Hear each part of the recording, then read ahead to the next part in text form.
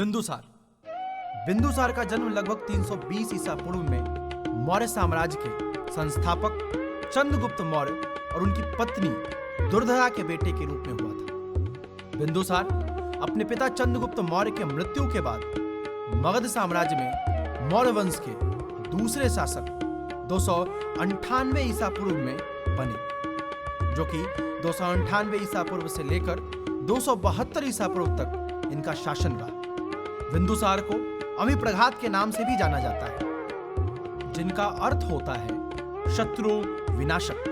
इसके अलावा जैन साहित्य में उन्हें सिंहसेन के नाम से भी संबोधित किया गया है। तो बिंदुसार को सिंहसेन अमिप्रघात के नाम से भी संबोधित किया जाता है। बिंदुसार के शासन काल में तक्षशिला के क्षेत्र, ये वही क्षेत्र है जहां पर सेल्यूकस निकेटर को हराकर मौर्य साम्राज्य स्थापित हुई थी।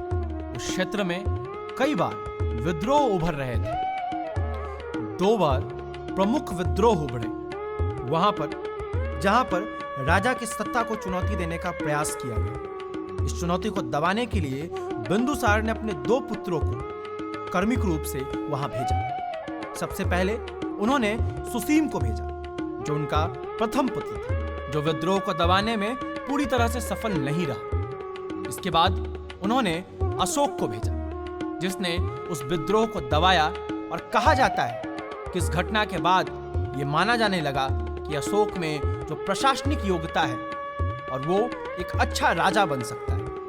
तो इस विद्रोह घटना को एक महत्वपूर्ण घटना के रूप में भी देखा जाता है। बिंदुसार मौर्य शासक के सबसे महान शासक सम्राट अशोक के पिता भी थे। चंद्रगुप्त मौर्य और सम्राट अशोक इतने महान शासक हैं कि उनके सामने बिंदुसार का जीवन चरित्र धूमिल नजर आता है। इतिहास में बिंदुसार को पिता का पुत्र और पुत्र का पिता कहा जाता है, क्योंकि चंद्रगुप्त मौर्य के पुत्र और सम्राट अशोक के पिता थे। चंद्रगुप्त मौर्य के पुत्र बिंदुसार ने काफी बड़े राज्य का शासन संपदा में प्राप्त किया। उन्होंने दक्षिण भारत की तरफ भी राज्य का विस्तार किया।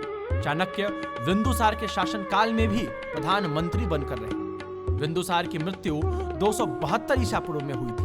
उनकी मृत्यु के 4 साल बाद कड़ा संघर्ष करने के बाद बिंदुसार के बेटे अशोक मौर्य वंश के अगले यानी तीसरे शासक बने। बिंदुसार के मृत्यु के बाद मगध साम्राज्य में मौर्य वंश के अगला शासक बिंदुसार और उनकी पत्नी सुभद्रांगी के पुत्र सम्राट अशोक शासक बने। तो इस बार सम्राट अशोक की जीवन शैली की ओर